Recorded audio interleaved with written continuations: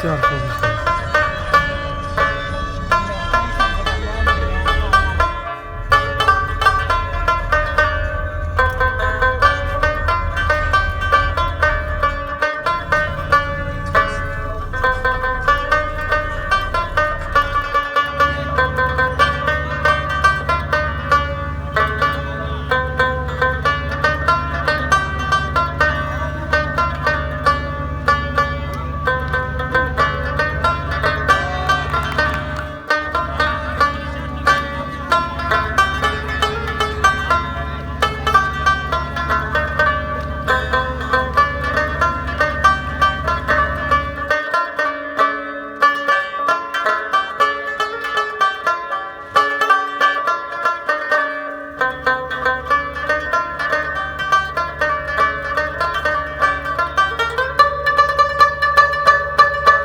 څوک مې دیدن پسې ړندېږي چا مې مرګي له صدقې نه ولیدي نه. سلامونه مینه او درنښت ستړي مه شئ درنو لیدونکو، ښه راغلاست. په دې هیله چې روغ جوړ به راته یاستئ. مننه کوم چې همیشه مو ستایلي یو او زموږ خپرونه په مینه او محبت سره ګورئ. قدرمنو دوستانو، لکه څنګه چې تاسو ته بهتره معلومه ده د ویرجینیا بلکسټون ښار کې مو فور پاکټ کمپ دی. نو نن غواړم چې تاسو ته دلته دغه کم 1400 بلاکونه چې دي د دې پخلنځي تاسو ته در وښیم، ځکه دلته دوه دانې غټ غټ پخلنځي یا اشپزخانې دي چې زیاتره افغانان زموږ راځي 3 وخته ډوډۍ. نو تاسو ته بهتره معلومه ده چې هر انسان ورته ضرورت لري. بیا دلته ډېر زیات په مینه او محبت سره کینی، یو بل سره کیسې هم کوي، خپل د راتګ چې څنګه تر دې پورې راغلي دي، خپل د سفرونو او د دې سره د خپل زړه خواله یو بل سره کوي. ما هم غوښتل چې دغه 1400 بلاکونو پخلنځي ته راشم. دلته ګڼ شمېر افغانان دي. دغه پخلنځي تاسو ته معرفي کوم او د دې سره خبرې اترې وکړم او راځي چې تاسو دلته دغه ډوډۍ خوراک هم در وښیم. واقعا دی ډېر زیاته هڅه کوي، تقریبا 3-4 رقم ته خواړه برابروي، همدارنګه میوه برابروي، پیپسي، نوشابه، چای، هر څه ښه مجهز دلته د افغانانو ډېر زیاته هرکلی کېږي او ښه قدر کېږي او ډوډۍ ورته هم په سمه توګه باندې رسېږي. تاسو هم ملتیا وکړئ، زه به دننه ورشم دغه پخلنځي ته، راځئ راسره.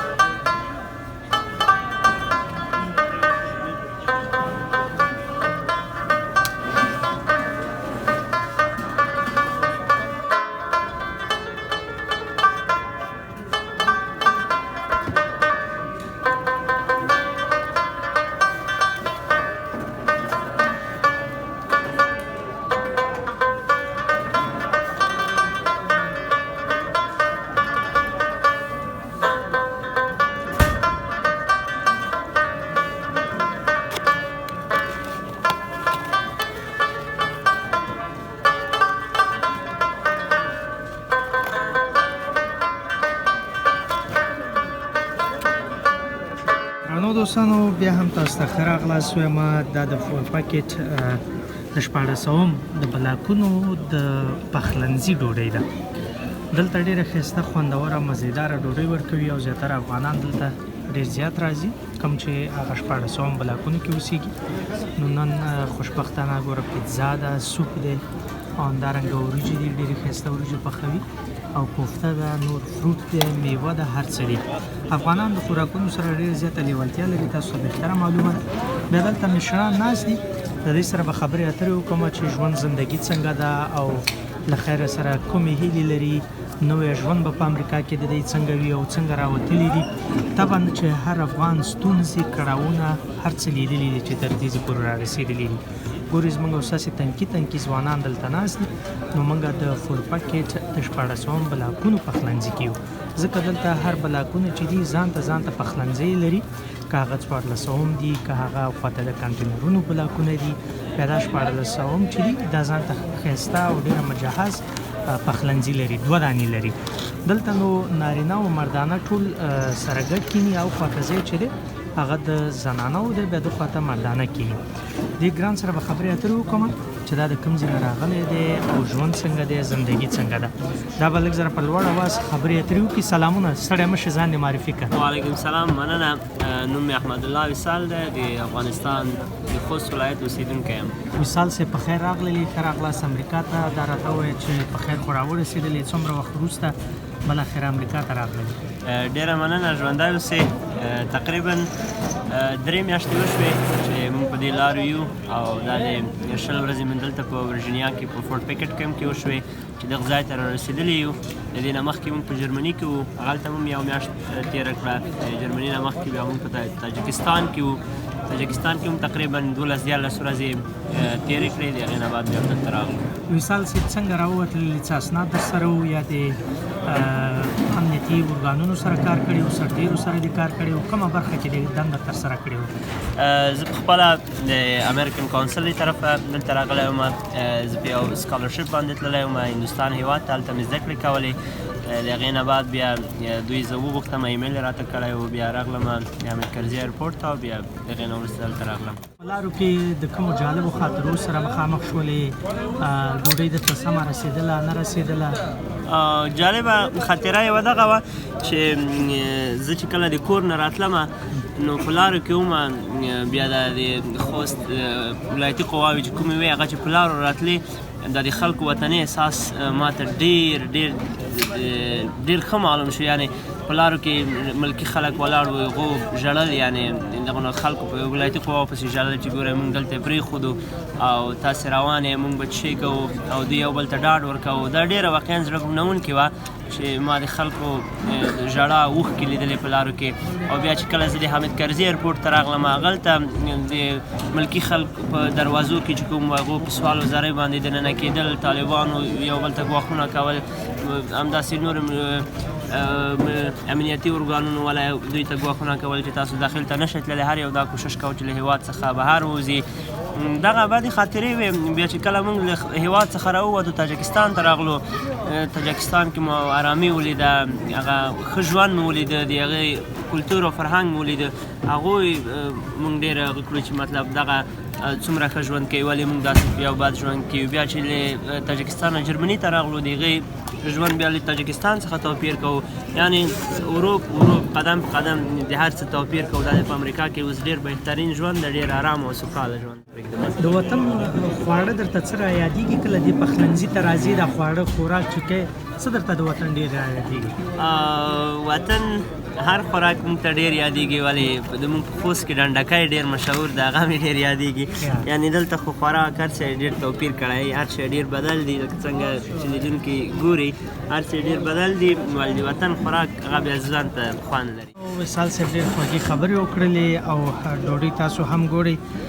دلته هر ډول بېلابېل خواړه هر څه برابروي، خو د وطن هغه کم خواړه چې دي، کم خوند چې په هغې کې دی، فکر نه کوم چې هغه دلته وي. مړ ډاکټر صاحب ډېر د قدر وړ بااستعداده شخصیت موږ سره دلته شپې ورځې تېروي. یو ځای دی موږ سره په بلاک کې دلته اوسېږي. دا هم د ننګرهار همیشه بهار دی.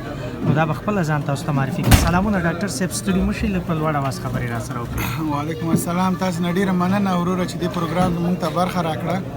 زه ډاکټر صفي الله شګیوال د ننګرهار ولایت د خیوي ولسوالۍ د شګې اوسېدونکی چې ټول عمر تقریبا په مسافرۍ کې تېر شو. د ژوند اول برخې ټول په پاکستان پېښور کې او هغې نه بعد بیا د ننګرهار طب فاکولته او بالاخره وظیفه مو وکړله 11 کال په افغانستان کې. بیا نو په تصادفي شکل په دغه حالاتو په تغییر سره چې د ټولو خلکو په ذهنونو تاثیر وکړ، قسمت دلته راوړلو. فعلا د ورجینیا ایالت د بلیکسټون په منطقه کې د فورټ پیکټ په نامه یو کامپ دی. په دې کې د 1400 بلاکونو کې موږ مشت یو. د 2.5 میاشتې کېږي چې دلته منتظر یو تر څو چې دوی کور ورکړي او موږ دې ځای نه انتقال کړي. ډاکټر صاحب دلته ژوند څنګه دی، زندګي څنګه ده؟ ته چې راغلې دلته څه درته ډېر زیات جالبه دي؟ او چې راووتلې څونه وخت په میدان دروازې وخت کې هلته دې تېر کړو، څنګه بریالي شولې؟ موږ 4 ورځې په میدانوي د کابل کې، 10 ورځې په دوبۍ کې او بالاخره بیا نو مستقیما همدلته راغلي. خلاصه دلته ډېر زیات تغییرات وینو. موږ چې څه لوستي وو او د علم په برکت چې کوم تغییرات راځي د هغې موږ ډېر ارمان کوو، مګر دلته عملاً ولیدل. لکه په ټولو نګاهو باندې که د برق سیستم وګورو، که د دوی تعمیراتي سیستم وګورو، که د دوی پیشرفت وګورو، موږ په دې پوهیږو چې افغانان به یو وخت انشاءالله که د الله رضا وه د دې نه به ډېر مترقي وي. دا ترقي د هر چا حق ده. افغانستان ترقي کولی شي. افغانان د ټول دنیا د ډاکټر صاحب بالکل ترقي خو موږ تاسو لپاره اړینه ده. علم په هر برخه کې خواړه څنګه دي دلته ستاسو لپاره څه پخوي او د وطن خواړه څه درته ډېر زیات رایادېږي ځکه زموږ ستاسې هره سیمه بېلابېل خواړه لري. فکر کوم چې دوی زښت ډیر کوشش کړي تر څو چې زمونږ په تابع خواړه جوړ کړي، خو بیا هم د وطن خواړه خو د وطن خواړه دي. اوس په تور د مثال مونږ ټوله ترکاري صحیح پخېږي په صحیح شکل، دلته ټوله نیمه خام وي، یعنې پوره پخه نه وي. بیا هم دا د شکر ځای دی چې ټول د خوړو ټولې ناوې مونږ ته رسېږي په یو ښه ترتیب او په ښه تقسیم. او وطن خوړو کې څه پسې ډېر زیات خفه شوی؟ ولا وطن کې خو داسې وي چې د یار دوست سره چې کله په ملګرتیا ځي، هغه چې مثال تاسو ته ښه معلومیږي که هغه چوپان کباب دی، که قابلي ده، که د خوست ډنډکې دی، او یا همداسې زموږ او ستاسې ساده شکل باندې د شولې پسې خفه شوی دی. نو ډاکټران یګان وخت د شعر و شاعري سره څنګه لیوالتیا لري؟ بالکل یې لري. او تا نه به څه واورو؟ ما سره به ډېر څه وي، خو په بل پروګرام کې به درسره انشاءالله شریک. زه وایم که دا اوس درنه واورو ډېر زیات خوند به وکړو. یو نیم د وطن په اړه وي، که حماسي وي، که هغه عشقي وي، که هر څه وي. ولا ته راباندې ډېر ګران یې، ستا په وجه به کوشش وکړم. مهرباني. وایي چې د هر سړي د تورې شپې رڼا ده، چې د هر سړي د تورې شپې رڼا ده، ښایسته ورباندې غر دښته صحرا ده، د اسمان ګلالۍ لور ښکلې سپوږمۍ ده، لوڅ مخ ګرځي ته به وایې چې یوروپۍ ده. ډاکټر صاحب ډېره زیاته مننه کوم. مزه هم شولم ستاسو د ډوډۍ، نو الله م راته ژوندي لره. مهرباني وکړئ تاسو مو ډوډۍ وخورئ. تاسو نه ډېره مننه چې په دې پروګرامونو کې ډېره برخه اخلئ او زحمت وباسئ. تقریبا د ډوډۍ په وخت کې ښه وږی وي، ډوډۍ دې ونه خوړله. ستاسې د دغه احساس دپاره موږ درته ډېر احترام لرو. ډېره مننه کوم. کور ودا ګرانو دوستانو، نو تاسو کولی شئ چې زموږ چینل هم د ځانه سبسکرایب کړئ او شیر یې کړئ. دلته ګورئ ګڼ شمېر افغانان ناست خپل ډوډۍ خوري او دا ښکلی ګلالی ماشوم ته ګورئ چې څومره ښایسته په مینه او محبت سره خپله ډوډۍ خوري. نو ډېر ماشومان، ډېر کورنۍ دلته راغلي دي، ډېر زیات خوشحاله دي چې غواړي نوی ژوند، نوې زندګي دلته په امریکا کې شروع کړي. نو مننه ستاسو د لیدلو نه. نو په دې هیله باندې چې خپرونه در سره لایک او شیر کړئ. زه به هم ډوډۍ وخورم، تاسو نه به هم ډېره زیاته مننه کوم او د نور خپرونو په تمه باندې اوسئ. هڅه وکړئ چې زموږ خپرونې د ځان